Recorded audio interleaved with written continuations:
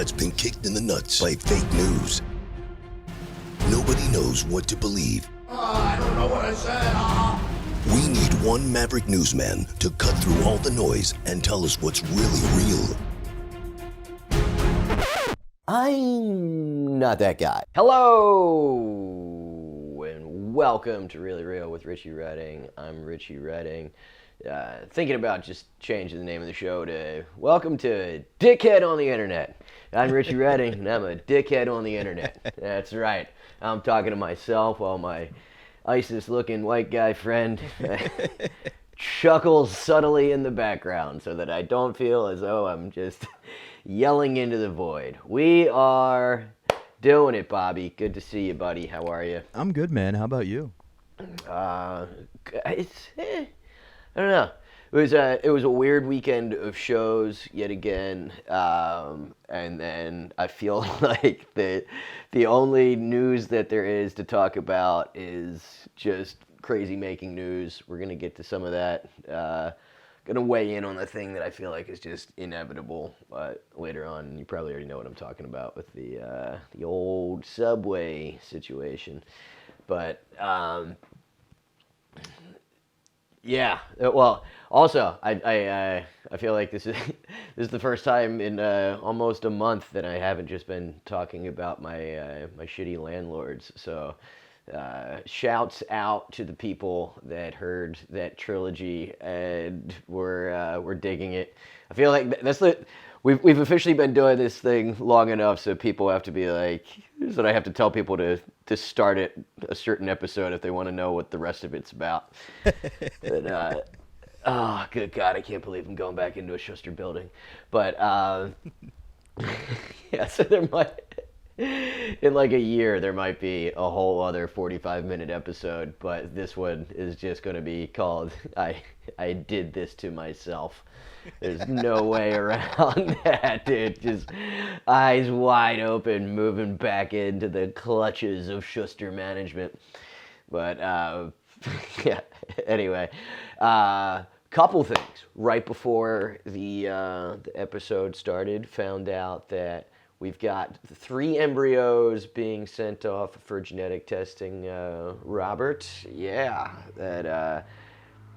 It was funny, I was telling Lisa that this was going to be a good round because, not to toot my own horn here, but your boy was shooting ropes this time, dude. I think I told you, like the other times, every time I've been like ashamed to look the technician in the eye because it like, I mean, just... a Monopoly thimble would not have been full. And this time, I put in that work, so I stayed there and made sure I handed it all to him. Like, huh? This guy, that's who. It's so crazy to think with this whole situation that, first of all, if this whole thing does result in us having a kid, then this kid is going, I mean, there's already 15 minutes of stage material that I have that's going to be about its inception. And that it's, this kid will just be able to go back and watch me talk about coming in a cup to make it. But also that I saw the jizz, bro. That might be my son, yo. Might be my son. That's a unique experience. It is. It's magical. Like, I feel like some people kind of know when they got pregnant, they know what time it was, but they didn't see the actual genetic contribution. Your boy did right here. But yeah, it was a weekend of just drunken messes in audiences. Was it 2 of the better? Oh, I mean, Cinco de Mayo. You're always walking into it because you got people that started drinking at like 3 p.m. that think that it's going to be a good idea. Let's go and laugh. Like, no, what you're actually going to have to do is sit there and listen.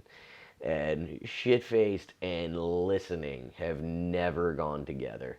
So there's a bunch of tosses from Gotham on Friday night, and then at the stand there was just a classic one that it was there's two. It was weird because So like I knew it was gonna be like I always like to, especially if I'm hosting, I like to watch the audience before they're or like while they're coming in, and they like couldn't get the front row filled for some reason, and because like people would come in, they would seat them in the front, and then they would like stand up and ask to get moved, which means that most people don't want to interact, right?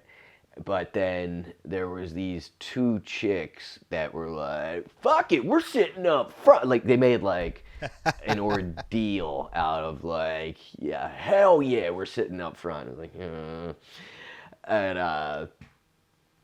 and what I, like, at the very beginning, they were, like, total woo girls, and they've got a bottle of champagne sitting in front of them. So, like, they were super wooey, which is annoying or whatever. But then it was a ton of clatter in the room, so I was just trying to get the room settled down. And I really didn't, I hardly did any material, which I usually do. You know, like, I tried to, like, get actual material off so that the next comic, it's like they can actually do jokes, and the audience isn't like, why isn't the whole thing about us? So as part of this joke, I set up that by saying that I've got a baby face, but I'm actually 44, and it's the most insignificant part of that, right? And this girl goes, "Shut up!" like just super loud, right? And it was just like a fucking show-stopping volume, and it was like, it was so loud and so obnoxious that I had to address it. And they were young. And I was like, folks, that was the sound of a 23-year-old vagina slamming shut. and like, they were like, yeah, some sound effects of it drying up. And she's like, no. I was like, what? She's like, 26. I was like, and not slam shut? She's like, quite the opposite. It's like, ugh. It's basically telling her she's got a huge open puss on her. Oh. And I'm just trying to get out of it. So I tell, there's this group of nerds over the side. I was like, fellas, send these chicks drinks. They are ready.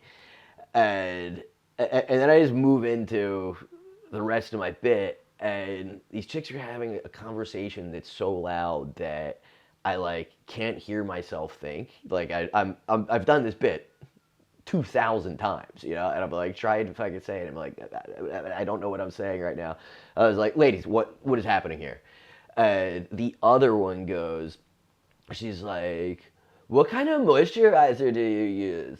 Like, is it like hyaluronic acid, or like, how are you doing this? You don't have like crow's feet, or like, you must not smoke, you must not drink. Like, are you organic? Like, bitch, I am at work right now. Like, just let's talk about anything other than this. So that basically stops the show for a minute. Get out of it, move on, and as we're like, the first like minute that I'm off, I walked upstairs, and this chick that's the manager is coming down with drinks, and I'm following her down because I was trying to tell her these chicks have to go, and Cypher Sounds was the first comic on, who I love. She hands 2 espresso teenies to him, and he goes, "Oh, ladies, these are from Richie Redding," because he wants to make sure that your pussies stay wet. I'm like, what? No. Like, A, don't get these broads drunker. B, gross with making it for that. But C, now they're gonna like really think I want to engage with them for the rest of this show, and I've got to be on stage 5 more times. Like, fuck, man. And so I go back up, and like at in between, it's like, and I have to address it, and they're, woo! It's like, great, espresso and vodka. Now you're gonna be more shit-faced and wide awake. Cool, right? is the opposite of what you should do with a drunk. Give that bitch melatonin. Do not give them espresso. So, and they both like put their glass up, and the one was so close. I should have like tried to like goad her into it with like a shitty high five, that it was a quarter inch away from spilling onto the hammer's head, which would have been so. Dude, when I tell you she was so, I see Cypher like right afterwards. He's upstairs. I go up and I'm like, dude, what the fuck, man? Why are you dragging me into this shit? And he's like, oh, dude, I'm sorry. He's like, I couldn't. I just walked in. I didn't know how fucked up they were. Honestly, I thought they looked cute from the side, and then as soon as I went up, I was like, "Oh!"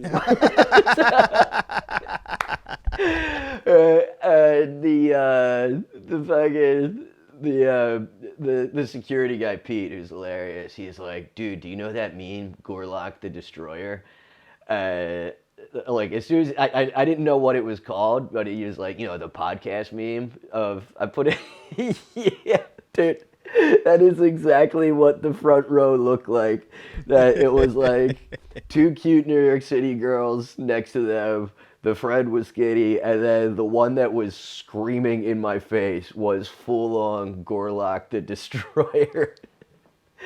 And they made it like one more comic, but like the whole time I was like, yo, they have to go. And this is actually a thing that I do believe, and there's no way to fact check me on this, but I do believe I'm 100% accurate in when I tell somebody in the audience that they're going to get thrown out, that they, unless it's a dog shit club that just doesn't have any security, they're getting thrown out. Like I reserve that. I take it quite seriously when somebody needs to get tossed. And then they make it like a couple more comics, and Mike Vecchione's on stage, and Pete, the security guy, like the whole time he's like trying to strategically figure out how to get in there. He's 7 feet tall. Like there's no way for him to casually like duck down and pull somebody. So he like gives him the tap, and then they start to walk out. The like people start clapping, and the girl turns around in disbelief and gives them like a what? This is Gorlock, and she stumbles and knocks 2 glasses off a table on her way out. She just had too much ass, just could not control all that ass. And we get outside, and like they immediately start in with what every girl that's ever got thrown out of a you're throwing us out for laughing. For laughing. You're throwing us out for laughing. And Pete goes, he's like, no, I'm throwing you out because you're wasted. And she's like, we're not even drunk. He goes, you knocked over a table. And she's like, that's how I walk. It was just the perfect fucking girl privilege of like, no. But I don't know. I mean, part of me does appreciate sticking to your guns like that. You know, just like, look, I hit trees when I drive. Okay, like The tree was Billy in my Joel way. style. Yeah, Billy Joel, king of the one-car accident.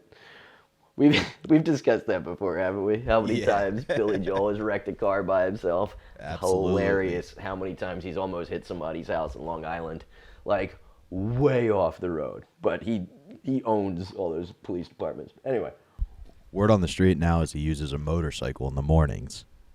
So he's out there on a Harley. So maybe, hopefully he's learned his lesson, or we won't be hearing Piano Man for a while. Is this true? Yeah. I don't feel like the cure for drunk driving is a smaller vehicle. It's you really assume all the risk. It's like my body is now what's going to be destroyed if I crash. Yeah, maybe he sobered up though. There's a lot of guys that do that as a gift to themselves for sobriety as they get a motorcycle. But Oh, maybe then. I've just seen some videos recently where it didn't look like it. oh really? Oof. Well, good luck with that old Captain Jack. But in the rest of my weekend update would be that we got into that dumbass show, Love Is Blind. Do you know this one? I've heard of it. I haven't watched it yet, It's though. on Netflix. The premise is that it's like a dozen guys and a dozen girls are in these pods, and they go on. It starts with speed dating, and they can't see each other, but they're just having conversations. And the by like I think by like a week, yeah, I think it's like by the end of the first week, they propose to them through this opaque wall, and then they have another 3 weeks to decide. Well, they plan the actual wedding, which is insane, and then they have to get to the wedding to decide if they're going to go through with the marriage or not. Like, yeah, it's wild, but it's great TV to watch with your girl, because there's nothing that makes you as a couple feel better than just being all up in somebody else's business and just seeing the most fucked up people trying to work this shit out. But so we started, we like went back to season 1. We had seen another season before, but there's a girl in there that her credits, basically, like her lower third always says, because like they all have jobs, their job description or whatever, it's like sales, engineer, IT, whatever. This girl's job listing is ex-tank mechanic, and and from the jump, I was like, yo, this bitch is homeless. Like, like, what does that mean, ex-tank mechanic? And she was in, like, the Army Reserves or whatever. But she's got big, dumb, fake titties, and it's just all sex all the time. And she's just pouring it on when they're, like, she's the most over-the-top sexual one. And then, like, once they actually go from the resort to like their real lives, it's time for this conversation. And the guy's, he's like, oh man, I hope she likes my 1-bedroom house, it's kind of humble. And then there's the reveal of it. He's like, so we never really just discussed what you do for a living. And she's like, I don't live to work, I work to live, so I kind of just work like whenever I feel like it. Like, oh, here we go. And then comes the reveal that she's like, yeah, I mean, I've just been in situations, and now all I want to do is just have your babies, and I want to make this our family, and we're gonna start right here in this house. And I've been homeless before, and I was couch surfing, and we don't even need to go to the place that I'm in right now to pick up my stuff. I'll just come right here. And so it's like, totally called it. This girl's a disaster. But it's like, that's the card, right? That it's like, if it's all sex all the time, and there's literally nothing else. Like, when you're young, it's like, oh, this is great, but what's actually happening here? And like, I had, when I was 33, I got occupied by a hot Polish girl, and it was like within a month of hooking up, and I mean, it was nonstop sex the whole time, but within a month of hooking up, she's living with me, and it's like, it just happens so quickly, and it's like, that's exactly what it is. But it was like, oh, she was part-time in college. She was working 10 hours a week, making $12 an hour. It's like, wait a second, how did I wind up with this dependent? And it's like that old Patrice bit, there are no homeless hot women. Exactly. Yeah, she was a smoke show, but dude, it was the only thing. That's really what it is. Like, there's a certain point that you get old enough to be like, is pussy worth having a full-on dependent? Like, we went on a trip one time, and and she showed up. In the beginning, she was like, so I don't have as much money as I thought I was going to. I was like, that's fine. What do you got? And she's like, 40? Like, dollars? It was like a 10-day trip. Like, yeah, right. We got to reconsider this whole situation here. I'm going to refund your plane ticket. You're going to take Spirit Air back. Yeah. But the Love is Blind thing, that show, so it's not fair. Actually, no. Love is Blind isn't fun because everybody is pretty good looking. Like, everybody on the show is what somebody would consider to be hot. Like, you know, there's some thicker girls, some shorter guys, but they're all jacked. Everybody looks good. There needs to be a whammy on both sides, right? That like they might open up those doors and you just go like that. It would be such a better show, and there'd be the talk backstage for all of them would be, who do you think you're falling in love with, and do you think they have their lips? Like, you know, it's like one person was in a horrible chemical fire. Like, just one of them had, it would be such a better show. And the reason I know that is because there was a show back in the day, it must have been like 20 years ago now, there was a show, it was like the Extreme Makeover, but it was like the model edition of like somebody, it was called like, no, it was called The Swan, that's what it was. That they would find these people, it would be just a regular girl, and they would give her lipo and face injections and tits and a nose job and all this stuff. And they basically just give somebody like 50 grand worth of plastic surgery. But I like just barely had it on, and my roommate came home, and it was the ultimate odd couple. I was 24. Yeah, it was fucking 20 years ago. I was 24. He was 42. This dude, Fitzy. And he asked me what it was. And I was like, dude, it's this reality competition that with all these chicks, they all got plastic surgery, but one of them's a dude. And that's the goal, is you got to figure out who the dude is by the end of the show. And he's like, fuck off. And we sit down and start smoking. I get him high as shit. And the whole show, all we're doing is just, it's him fucking breaking down. It was like a 2-hour show. He's like, yeah, I think that's him. No, that's him. And at the end, they reveal like who is the swan of like who won this beauty pageant. And he's like, well, which one was him on? He's like, none of them. They were all chicks. He's like, you fucking cunt, ya. He gets so pissed at me. He's like, just fucking watch this shite show. But once that is introduced, it makes it such, like, everybody is a suspect, right? Like, that would be the ultimate if Love is Blind, right? Like, Love is Blind woke edition, gender's not real. Yeah, and then you just have to try to not seem like a homophobe backstage. Yeah.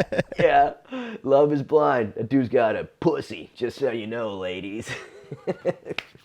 That's good for watching, boy. That would actually be, that could now be a fucking huge franchise. Yeah, that would be amazing. I would watch every episode. I think I landed on something here. All right. Probably shouldn't have said it on a podcast. We should have pitched it. Oh, I can still pitch it. Get Gersh on the phone.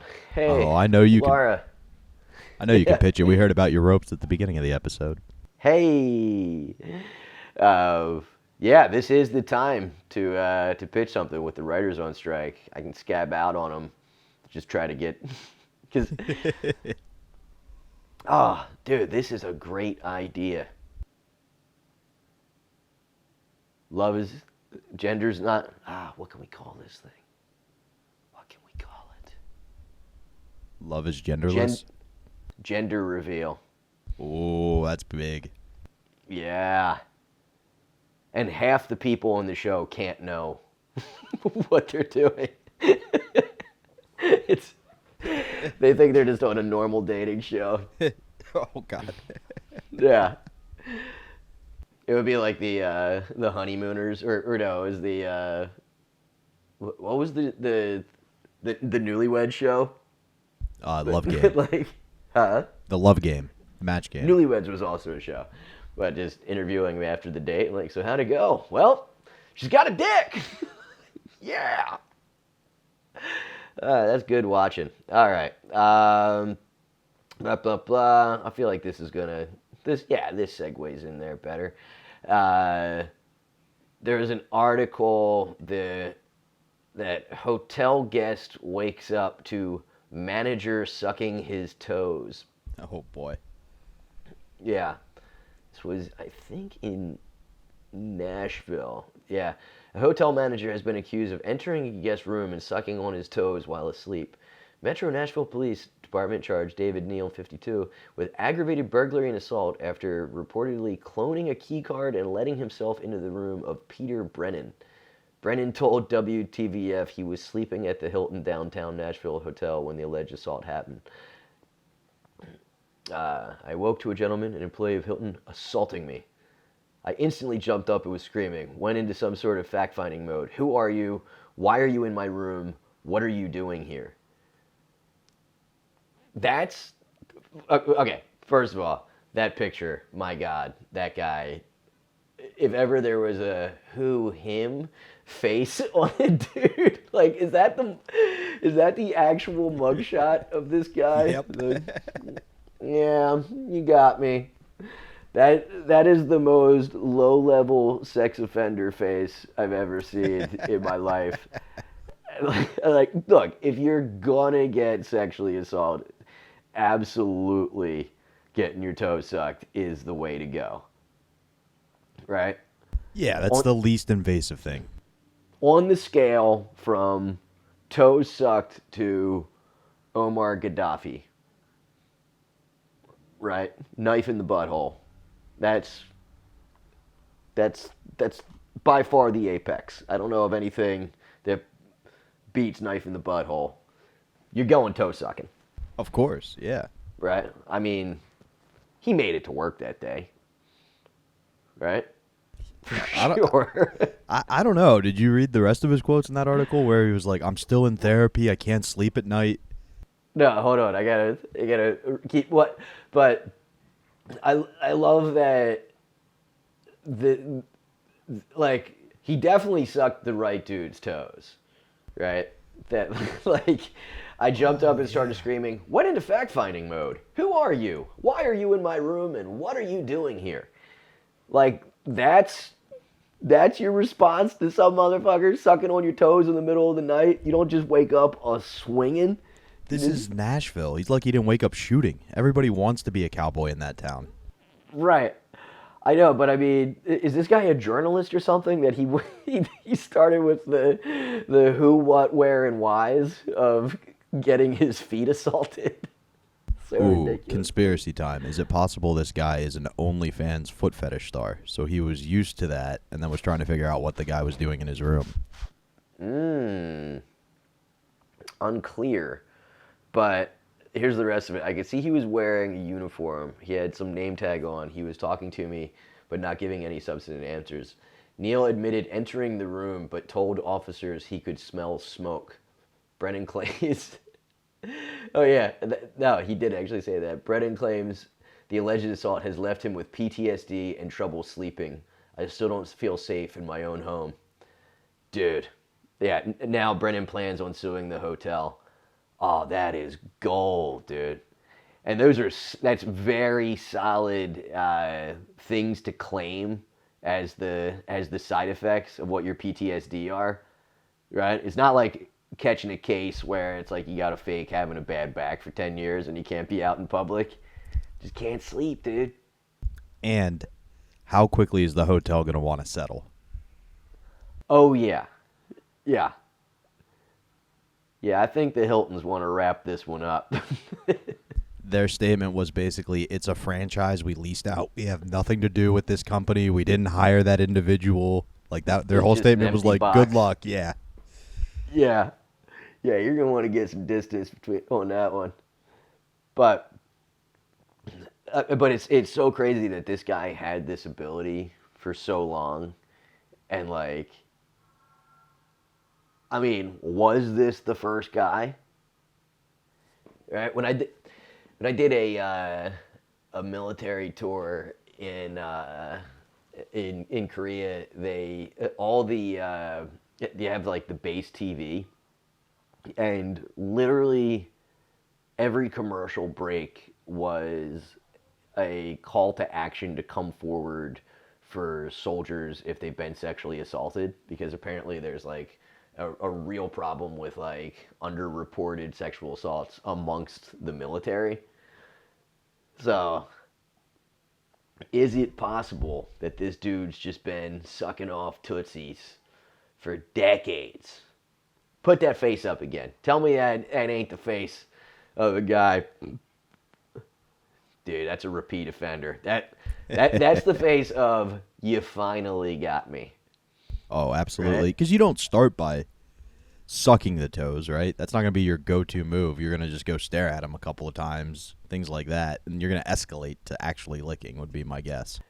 Right, but also all the articles about it, there's like some good-looking foot sticking out from under the, exactly. the sheets, almost blaming the foot for being too enticing. What did the foot look like? Yeah, dude, this whole thing reminded me of I've got a buddy. At one point, I was running a Canadian flop house that I had all these Canadian comics living at my house, and they were going crazy because this thing blew up while they were here. That Pat Bircher, who's hilarious, he posted a thing to a Toronto comic Facebook group that was like, "Hey, when I was first starting out, Trix told me if I let him take pictures of my feet, he would give me an Xbox." And Trix was like the urban headliner comic at the time, and like literally like 100 other comics came forward and said that they fell for the exact same thing. But they're all so dumb and naively Canadian about it that like I got to get Pat on to talk about it. That it blew up into like a 5,000 comment thread that was one of the funniest things you've ever seen in your life. And this dude, he disappeared for a while, and then he actually came back with a special called Undefeated.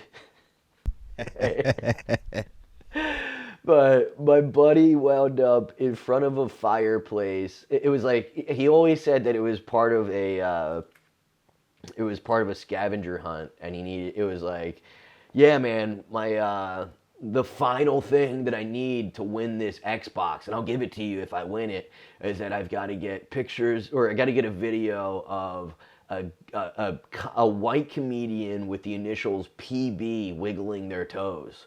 And it's like, my initials are PB, right? So it was always something that they couldn't possibly refuse because they were the only person who qualified for this scavenger hunt. And this fucking retard winds up laying on his tum-tum in front of a fire, like on a bearskin rug or some shit, while reading like Hulk Hogan's biography, wiggling his tootsies. But nobody ever knew where these videos went, and like nobody ever saw the videos, and they don't know if he was using it for his own private jack-off material, or if he was which is most likely, or if he was selling it or some shit. Because I know a girl from Philly that was making bank that she was doing foot fetish porn, and she had a Japanese guy that it was something like $5,000 a video, and she made one like quarterly for him, that she was doing foot mukbangs, that she would get a fat guy, and her and another dominatrix would get all kinds of food and just smash it into the guy's face with their feet. And of course you don't have to pay this guy to do it. And she would pay her friend like a couple $100, and then she just like paid her rent on smashing food. And the best part of that is that there was no face. So fellas, we are far behind.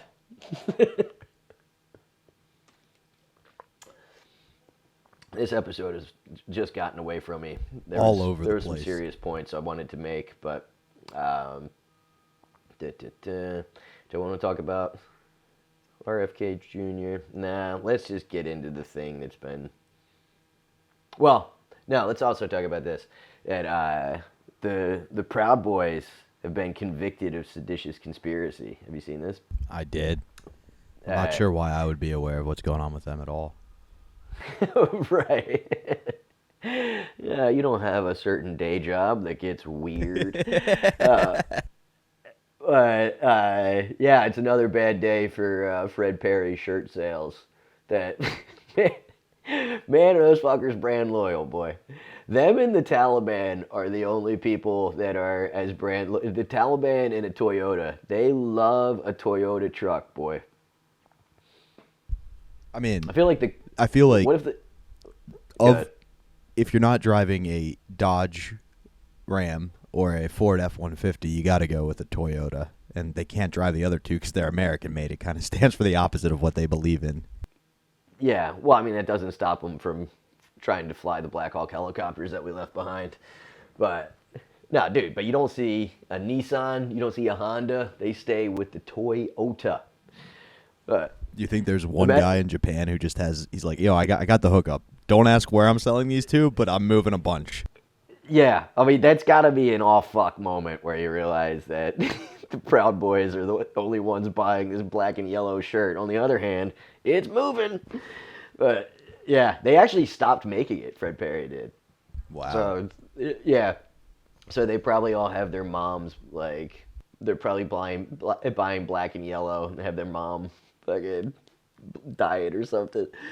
But, yeah, the only reason I'm bringing it up is that it's crazy because of this part. And look, I have no sympathy for these fucking guys. They're dorks that have been, trying to bring hooliganism to the United States political system, and were they?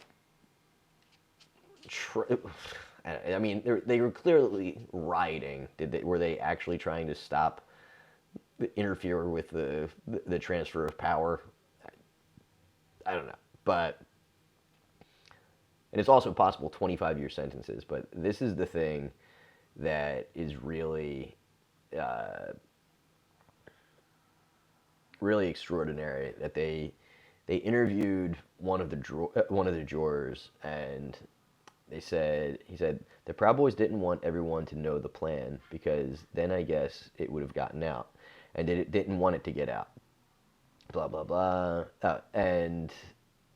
He said, noting that thousands of messages they reviewed, extracted from the phones of Terrio and his co-defendants, were peppered with blank slots where exchanges had been deleted. And that's why the government couldn't present too much of the evidence that they had already deleted because it was unrecoverable. So they definitely didn't want people to know. So it's like the absence of evidence is the evidence. And look, do I think they're getting what they deserved? Yeah.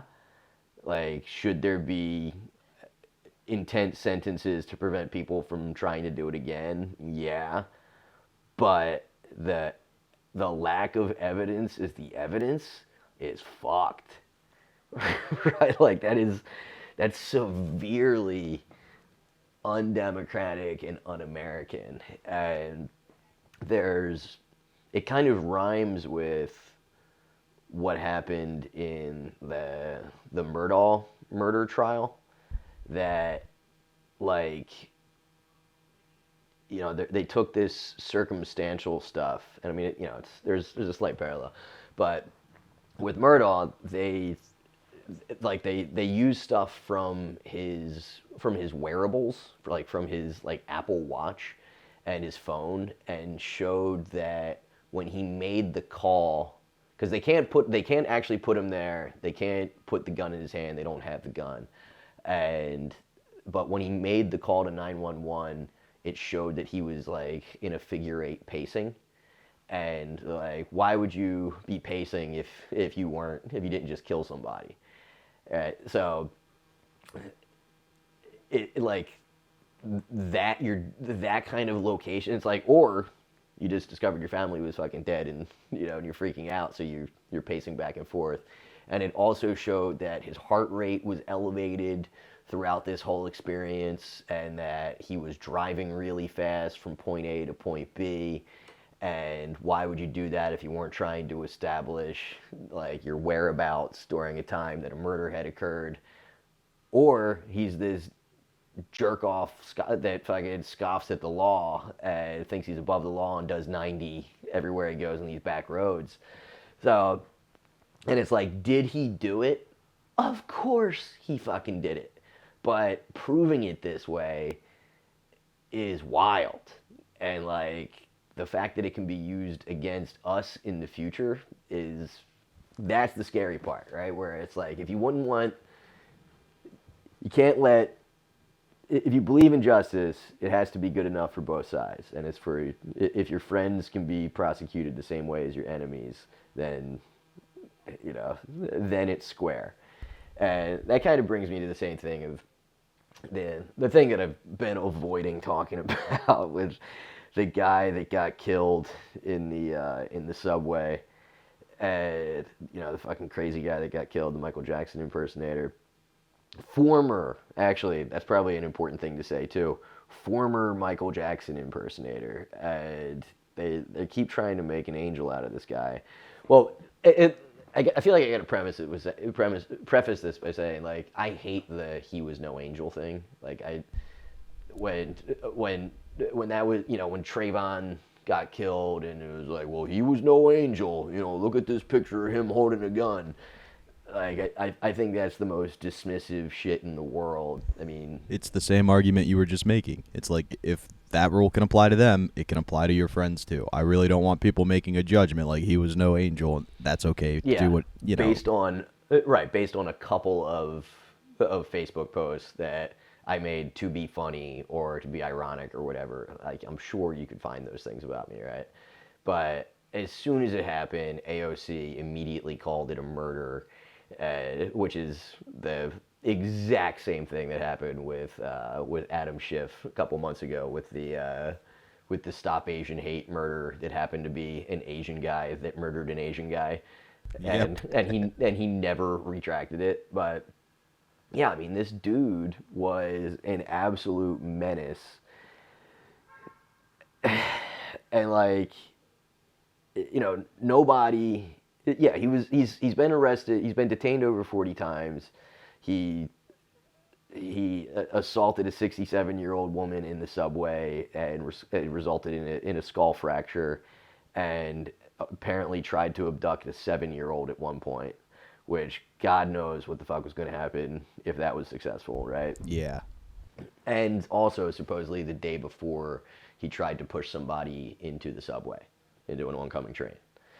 So, does any of that amount to they deserve to get killed? No. But also, every citizen has basically been fucking deputized by the new hands-off policy with this crazy shit, right? It was like, I think the first time I ever liked Eric Adams was when he said, like, oh, AOC can't force me into, rushing to judgment on here. We gotta consider all the facts. And we don't know yet what the guy was doing. First of all, how is there not cameras all over the subway system? They don't have Ring doorbells for the fucking subway? That, like, it's always got to come from 5 different angles from whatever dickhead was sitting there like this. But, like, they're trying to make such a racial issue out of this thing when the guy that recorded it clearly, if you hear his voice, was clearly not a white guy. And he's congratulating the guy and thanking him for neutralizing the threat and saying that he was in Operation Desert Storm and blah, blah. There's a dark-skinned Latino guy who's also struggling with the dude to hold him down, right, the whole time. and then there's a dark-skinned woman who's sitting there watching it happen, and supposedly the thing that's going to sink this guy is that somebody said, hey, you don't have to catch a murder charge, you can let him go. And he still kept holding him, but you also can't tell from the video if he was actually yoking him the whole time or just holding him. And like after because I saw it right away, and the whole video has kind of disappeared, but when the guy went out, when he finally stopped struggling, he turned him on his side and was basically like spooning the dude, and then he got away from him and he fell backwards onto his back, and somebody said, hey, he can choke on his own spit, turn him on his side. And they rolled him onto his side and then just like kept a hand on him in case he woke up and started spazzing out. But like that doesn't sound like the intention to kill somebody. And the perfect encapsulation of trying to make somebody fucking, of the press was, go to that Touré thing that I have. Not my friend Touré. So, yeah, so this is from May 3rd. A homeless man yelling on the NYC subway is normal. We see it all the time. What's not normal is for a Marine to sneak up behind him, put him in a chokehold, and unalive him. That's not justified. The Marine could have just done nothing. He should be charged.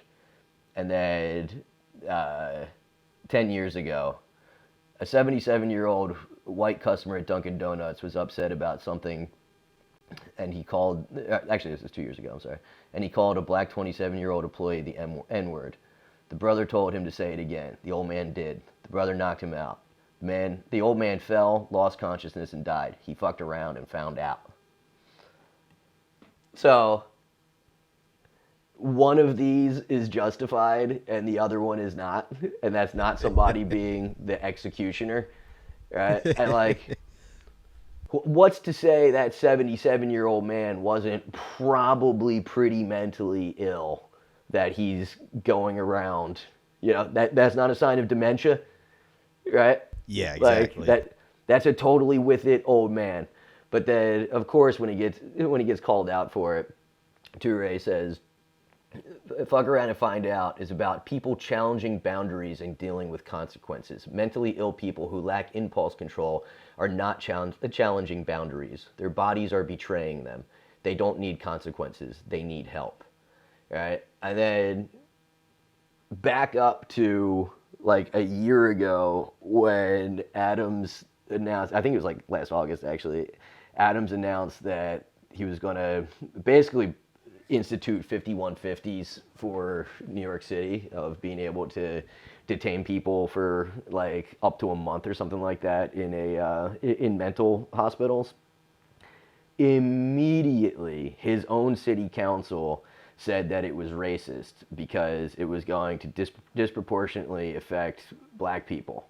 Like, well, are you protecting society, or are you protecting, so you have to protect society from these people, but now you also, because you've deputized them, you have to protect people from the society. And like, it's the thing that was always going to happen, right? The dude, the bodega owner that fucking killed somebody that was robbing him. That's what was always going to happen. Like, you can't pool the police and then suddenly think that people are just not going to defend themselves. Right? It's like, yeah. We need more. Yeah. Dude. Another crazy part of this is that guy is on the top 50. Did you see this? No. There's a list of the top 50 homeless people that are in need of help, aka New York City's top 50 is crazy people, which I can't help but to wonder if it's anything like the comics to watch. Like, it's like, are there other crazy dudes like opening the paper like, I missed it again? But he didn't really need the help. He was just friends with the guy who ran the contest. Yeah. But like, So this is an internal list that they're not releasing to the public. So they know who the crazy people are, but there's just like a subreddit that New Yorkers are supposed to go to find out if if like the train that they're on is famous for having a psychopath on it. It's fucking nuts, dude. And yeah, I think the solution is to give them Governor's Island. It's the only way. Okay, right? I'm on board with That's that. the Governor's Island is the one that has the gondolas, right?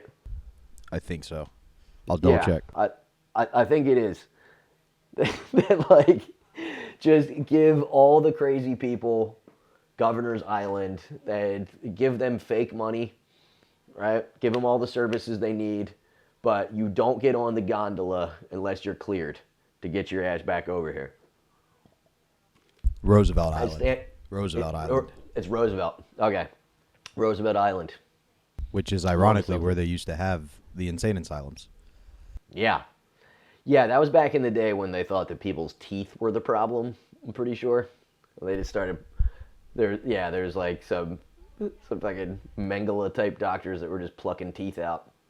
But I don't know, man. This thing just drives me so crazy. And the fact that it's getting turned into a strictly racial thing is such absolute bullshit, especially considering how many people were involved that were not white people.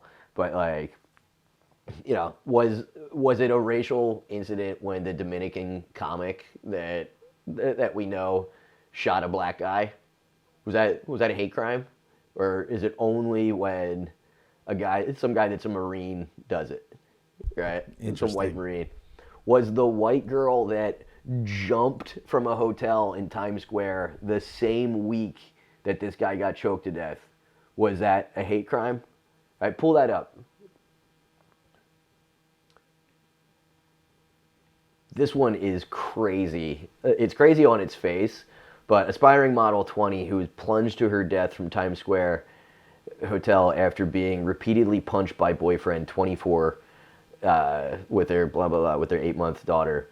Desiree Anderson 20 fell to her death after a violent row with her boyfriend. And well, first of all, her name is Desiree, spelled Dezirae. You have to be in the top 99% of likely people with that name spelling in particular of getting thrown off a building by your black boyfriend. If your name is Desiree with a Z. Oh, boy. But scroll down on that to the pictures, like the third or fourth picture of her. Keep going. But there's... Dude, it's just so fucking crazy that... Yeah, it's the friends are paying tribute of like on her social media. You were a great mama, and your name will live on with your daughter. Oh no, they named the daughter Desiree also. No, this is a touching tribute. You didn't deserve all this, man. I'm gonna miss you, girly. Fly high, beautiful. Fuck, man.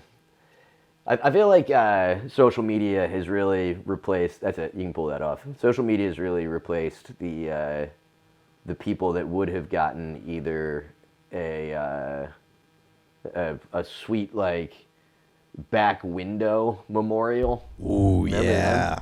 Yeah. An R.I.P. Jesus. Those were the best, dude. Real smoke job on there. There would have been a hot rod Lincoln with a R.I.P. Desiree, gone but not forgotten, across the back windshield. Yeah, exactly. But the thing that does live on is the dead homie shirt. That, I've got a lot of black friends, and I say all the time that you don't really have black friends unless you've got one of your dead black friends on a T-shirt that you bought for $50 at the funeral.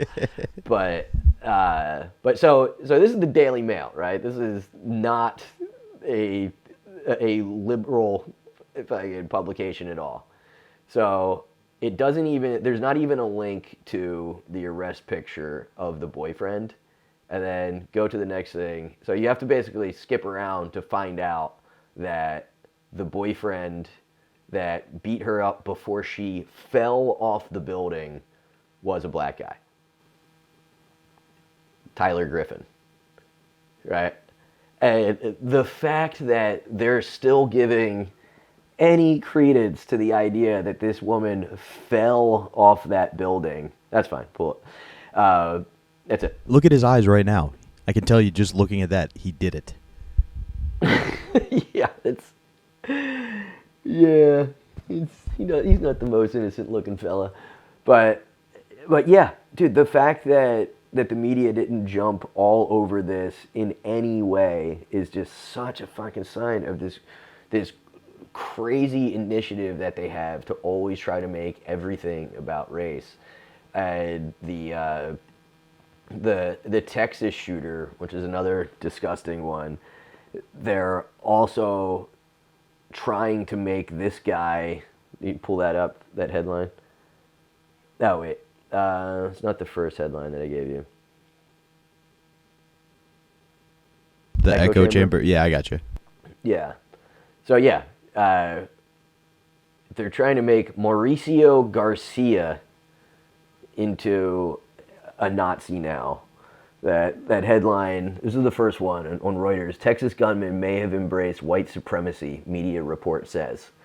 And then you go through that, and when you actually read that article, it says that Russian media sources are reporting that his social media had neo-Nazi influences on it, right? And they've released things saying that they believe it's him, and I'm not putting this up because, let's face it, our YouTube channel's doing bad enough without swastikas on it. But it's a guy with an SS tattoo and swastika, and it's some post, and it's headless, and it's also so it's a headless fucking shot proving that this is the guy. And it's also missing the neck tattoo that you could see when that dude died. And it's like, it's all just trying to make sense out of insanity, right? Like, all of it. It's just trying to make some kind of sense out of the completely unsensible. But a thing I wanted to point out with the Texas one, and the way that unfolded, was that I read this book called Trust Me, I'm Lying, and I forget the name of it. I've read 1,000 books that I don't know the authors of, and I feel like that's my paying it forward for all the people that watch comedians and then don't know what their name was. So suck a dick, authors. You can get these hands too. But a way that they manipulate media, and this guy's like, he's a professional media manipulator, right? And what he would do is, when he wanted something to go viral, he would like take a picture of something that was fake, post it somewhere, and then send it, like, to a fake Instagram account, basically, and then tag local papers, like the shittiest local paper that you can possibly find, and say, hey, this happened on this street or whatever. If it's a horse walks into diner, whatever it is. And then, so the local paper sees the social media report, and it's like, so a social media report says that this happened. And that's the first one. And then a bigger local paper says, this local paper says that this happened. So now that's the source. And then national papers pick up that these local papers are saying that this thing happened. And it just keeps getting bigger and bigger and blown out. And that was before AI, dude. So that was before there was, these fucking generative learning models or whatever that are scouring the entire internet, so that when something gets posted, some half-truth or non-truth at all gets posted enough, these things are scouring. And most of that Reuters report said a Russian site says that on its social media it said that. like, I mean, just the ability to cause that echo chamber is just so fucking crazy, man, or how to create that thing. I don't know. It all Combine it that all made me with the lack of evidence, and things get really scary. Like, oh, they deleted their texts. We think the text said this, and then you create an echo chamber of what the Proud Boys' plan was, and it doesn't matter what the original texts were that they deleted. It's what you say it was. Yeah. I feel like you're upset about the Proud Boys, and we need to talk about it off air. Oh, not about that. That's terrifying though. Like, basically, the Fifth Amendment's gone. Yeah. It's a fine line. A thing that completely got glanced over was that there was, well, also with, if you want to go back to the Proud Boys thing, it's most of what was brought into evidence was thousands of texts provided by Enrico Tarrio, who was 100% a Fed and not there that day because he knew something was going to happen, right? So, if anything, I think this whole thing is, like, I think January 6th was allowed to happen. Just like there's probably a good chance that before 9/11, the FBI or the CIA knew something was going to happen. They just didn't know what, and they didn't think it was going to be nearly as big or nearly as successful as it was, right? But, like, there is, and this is probably as conspiratorial as I get, but, like, there's the good guys need bad guys, and every time there's something like that happens, their budget goes up, their power goes up, and it never gets clawed back, right? And first it was 9/11, they were all in on anything Muslim. Now everything's been pointed at domestic terrorism and the threat of white supremacy. So, and like the domestic spying powers have never been retracted. They only go up.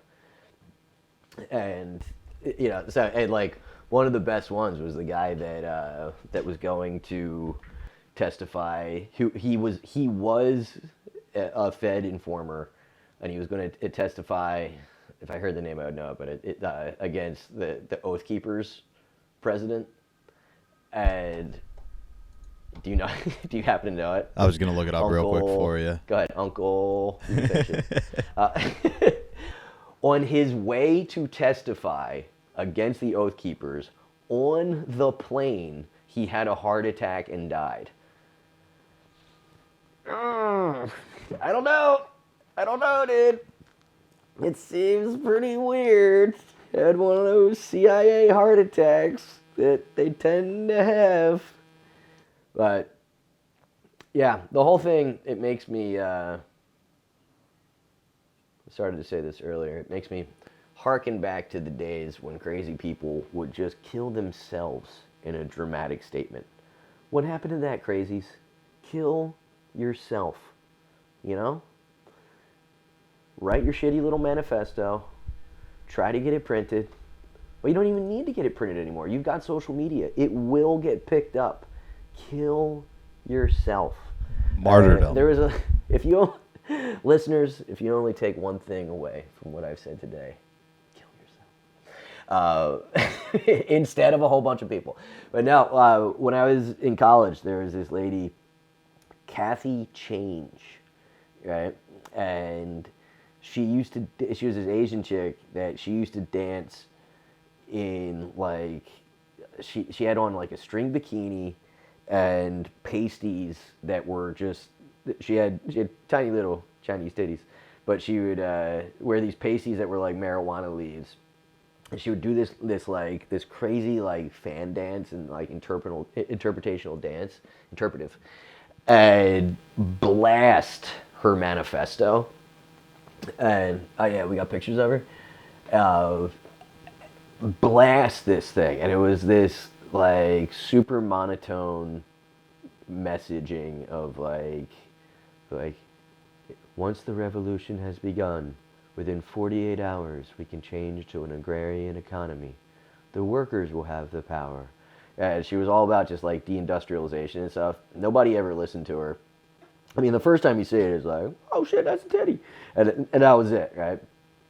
And one fine day, she sent her manifesto to the Philadelphia Inquirer and went to campus, poured gas on her head, and set herself on fire. And went out like a G and just walked around campus until she died. And she got her manifesto printed. And I got out of my early morning Spanish class because I said that I saw it, and I was allowed to go to therapy instead. And you only actually had to go to the therapy once a month, and they would say that you went once a week. So everybody wins when you kill yourself instead of a bunch of people. If that was now, she would have shot up Penn's campus, you know? Yeah. But like the gentle lady that she was, she killed herself instead. Man, this is not going to last on YouTube. I just realized that. Oh, fuck. We'll see what happens. Well, what are you going to do? We'll clip this part out. But, yeah, I mean, come on. You can't hurt a guy that's got 30 subscribers, baby. I think we've gone up some, right? Oh yeah, we're getting more views every week, and now that we got the audio out there, I don't know if I told you got 1 million listens last week. Woo! You heard it here first, folks. 1 billion listens last week. I said trillion, my bad, with a T. Oh, I'm sorry. 1 trillion. We got every ant in the world has listened, and most of the rats. But folks, my name is Richie Redding. This is Really Real. Thank you so much for listening, watching. Please share, like, comment. You know the things. Bobby, you've got this thing up now on audio, and do the things that you know you're supposed to do. Be a good citizen if you want to support this show. Send me $1 million to my Cash App if you're black, to my Venmo if you're white. And just like and subscribe and comment. I really appreciate it. Bobby, thank you so much, man. This is so much fun. You guys are the best. Peace. In a world that's been kicked in the nuts by fake news, nobody knows what to believe. I don't know what I said. We need one maverick newsman to cut through all the noise and tell us what's really real. I'm not that guy.